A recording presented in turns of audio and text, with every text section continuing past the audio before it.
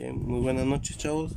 Vamos a realizar un segundo ejercicio del subtema 1.2, álgebra vectorial y su geometría.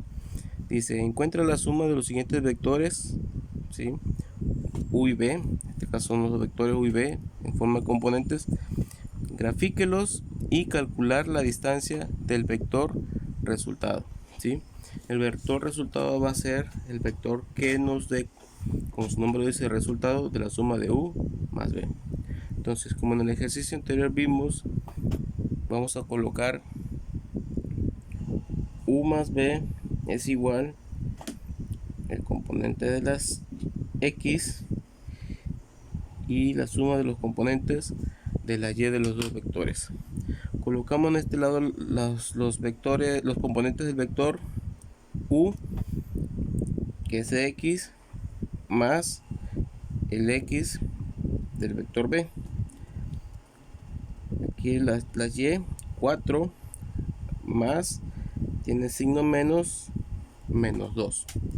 ¿Sí? Ahora realizamos la operación. 1 más 2 nos va a dar 3, 4 más por menos va a dar menos. 4 menos 2 nos va a dar como resultado 2. Entonces el vector que nos da como resultado, el vector componente es 3,2. Ahora vamos a graficarlo. Ese vector lo vamos a graficar. Hacemos nuestro plano cartesiano, eje de las X y eje de las Y. ¿Sí? Vamos a tomar ahora de 2 en 2 para que se pueda visualizar un poco más la gráfica.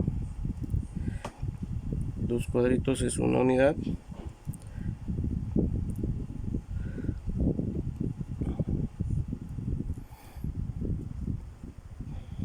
Ahí está.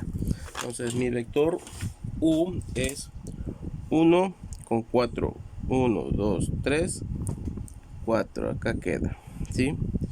Y el segundo vector es, trazamos el vector desde el origen hasta el punto. Ahí está. Y el siguiente es 2, 1, 2 en el eje X, menos 2, 1, 2 acá. ¿Sí? Y ahí vamos a hacer la unión. Este va a ser nuestro vector. Este es el vector U y este es el vector B. Y donde termina ese caminito formado con U más B, vamos a unir el origen con el final del vector B, ¿sí? Y este va a ser nuestro vector resultante, U más B, ¿sí? Que haciendo la comparación o viendo cuál punto es donde termina nuestro vector resultante, decimos que es 1, 2, 3 con respecto al eje de las X y con respecto al eje de las Y, 2, 1 y 2. Entonces el punto donde termina es 3,2, ¿sale? Que nos da el mismo resultado de la suma de los vectores. Ahora vamos a calcular la distancia o la magnitud